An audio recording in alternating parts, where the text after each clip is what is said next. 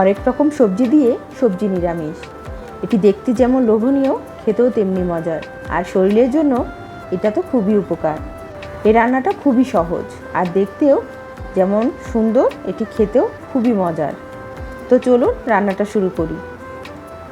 তেল দিয়ে দিচ্ছি। পেঁয়াজটা আমি তেলের মাঝে হালকা করে ভেজে নেব।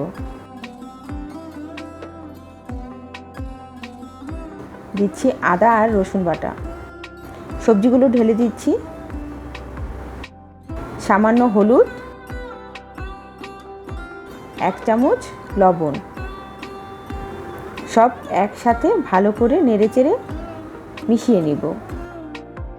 হালকা তাপে এই রান্নাটি করতে হবে, না হলে সবজির যে গুণ, সে গুণটা নষ্ট হয়ে যাবে।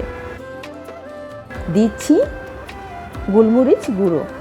যে কোনো নিরামিষের মধ্যে গোলমরিচের গুঁড়োটা দিলে রান্নার স্বাদটা খুব ভালো আসে।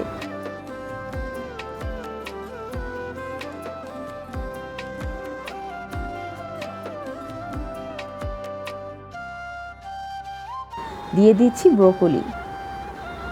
যেহেতু আমি এই রান্নায় ব্রোকলি ব্যবহার করছি, তাই তাপটা খুব কম রেখে এই রান্নাটি করতে হবে। মিডিয়াম আঁচে জাল দিচ্ছি। দিয়ে দিচ্ছি সামান্য পানি আর কাঁচামরিচ। এখন এটাকে আমি কিছুক্ষণ ঢেকে দিব সিদ্ধ হওয়ার জন্য। আশা করছি আমার সবজিটা খুব ভালো করে সিদ্ধ হয়ে গেছে।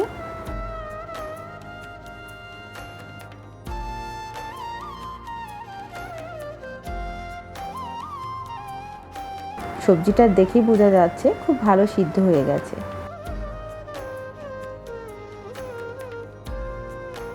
এখন আমি এতে দিয়ে দিব ধনিয়া পাতা। এই সিজনে ধনিয়া পাতাটা খুব ভালো পাওয়া যায় এবং এই সবজিগুলো সবই পাওয়া যায় এই মৌসুমে। আশা করি এই সবজি থাকলে আপনি মাছ মাংস কিছুতেই হাত লাগাবেন না। এটি খেতে খুবই মজার এবং শরীরের জন্য খুবই উপকার।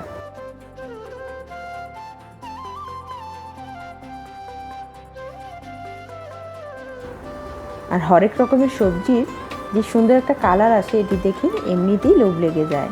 সবজিটি হয়ে গেছে, ঢেলে দেখাচ্ছি। দেখলেন তো কতটা সুন্দর লাগছে সবজিটা।